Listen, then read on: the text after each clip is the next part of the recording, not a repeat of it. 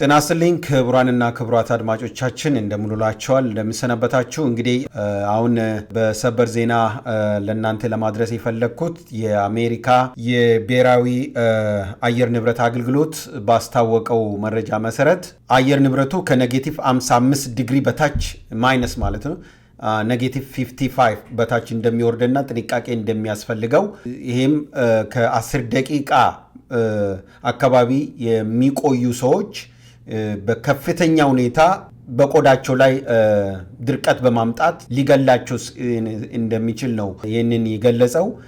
ሁላችንም በያላችሁበት ቦታ በተለይም በኖርዝ አካባቢ ያላችሁ ጥንቃቄ እንድታደርጉት። በአጠቃላይ በአሜሪካ በ40 ስቴት ወይም ግዛት ውስጥ ከፍተኛ የአየር ንብረት መውረድ ወደታች ዝቅተኛ መሆን የብሔራዊ የሀገሪቱ መረጃ አገልግሎት የአየር ንብረት አገልግሎት አስታውቋል።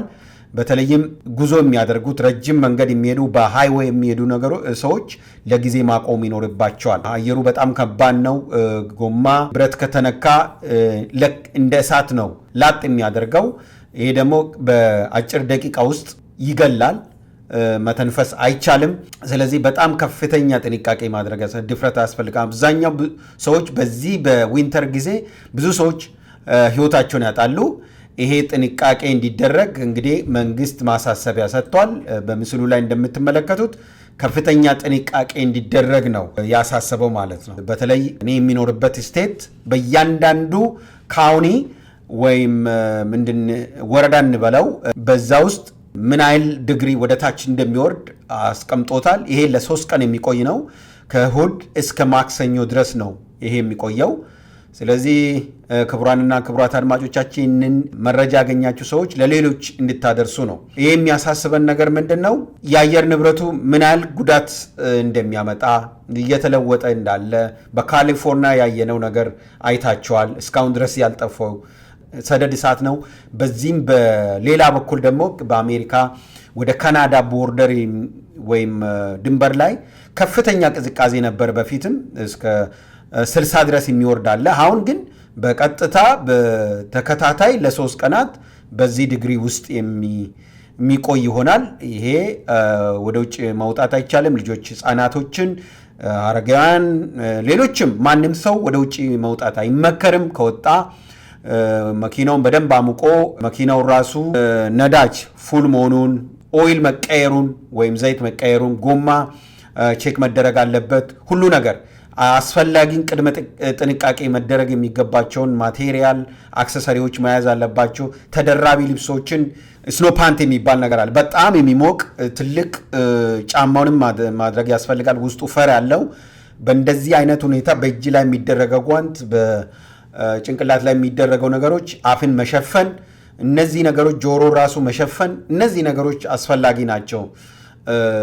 በጣም ብዙ ጊዜ በእንደዚህ ሁኔታ ውስጥ ኖር ያለው ማለት ለተወሰነ ዓመታት በጣም ከፍተኛ ነው። ይሄ በቃል የሚነገር ነገር አይደለምና ይሄ ጥንቃቄ እንዲደረግ ለማለት ነው። እንግዲህ ክቡራንና ክቡራት አድማጮቻችን ይሄ መረጃ ለሌሎችም እንዲደርሳቸው ሼር አድርጉት። ይሄ መረጃ ተገቢ ስለሆነ ማለት ነው። ባለንበት ሁኔታ ሁሉ ሰላማችሁ ይብዛ፣ በሀገራችንም ሰላም ያድርግልን፣ እኛም ሰላም እንሁን። ይህንን ደግሞ በረዶ ምን እንደሚመስል ተከታዩን ቪዲዮ ተመልከቱት። አብረን እንደነበረን ቆይታ እጅግ አድርጌ አመሰግናለሁ። ፋክት ኒውስ ሚዲያን ተከታተሉት። አዳዲስ መረጃዎችን እናደርሳለን። አመሰግናለሁ።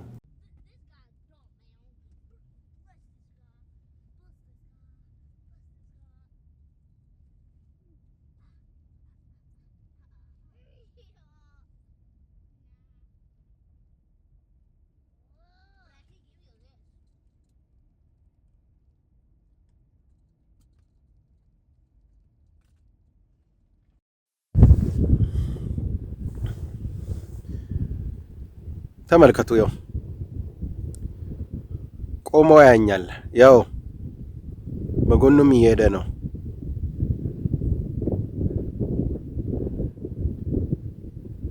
የሚንቀሳቀስ የለም ባዶ ላይ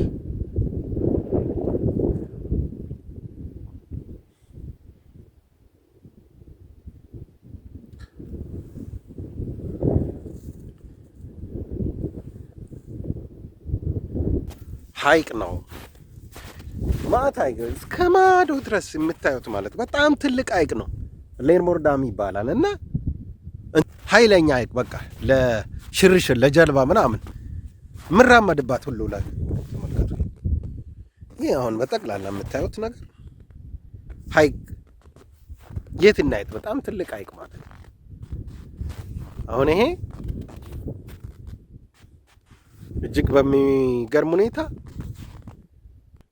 ይሄ ድሪል ተደርጎ ነው ፊሽ የሚያደርጉት ማለት ነው። ለምሳሌ እዚህ ጋር ያሉት ሰዎች እዛ ጋር ካምፕ ያደረጉ ሰዎች መጠጋት አይቻልም፣ ምክንያቱም መሳሪያ ይዛሉ።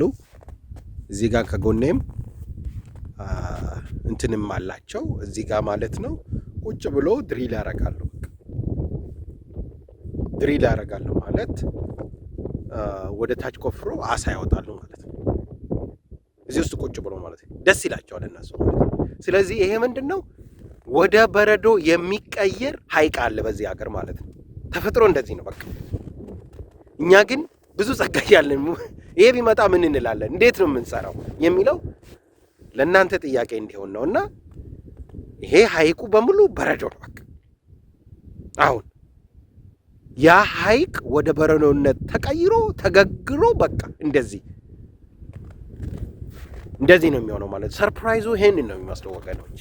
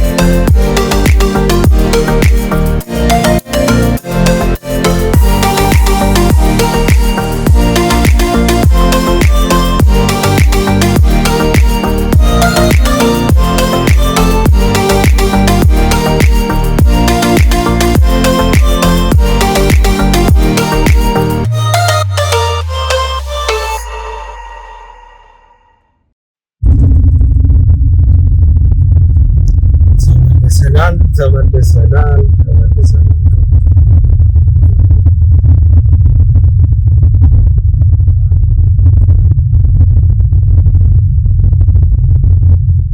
በጣም ቅዝቃዜው ይቀዘቅዛል። በጣም ይቀዘቅዛል። ጆሮ ያልወደቀም አለ። አሁን ትንሽ ሙቀት ካገኘ ማለት ይችላል። ሰላም ኮሽ በፊት እኮ እንደዚህ ቢራቀ ከሸሽ የሚል መሰለኝ። አይ ጆሮዬን አጣው እየሰግቼው ነበር። አሁን ሰላም ለተደሰታችሁ ተስፋ አደርጋለሁ።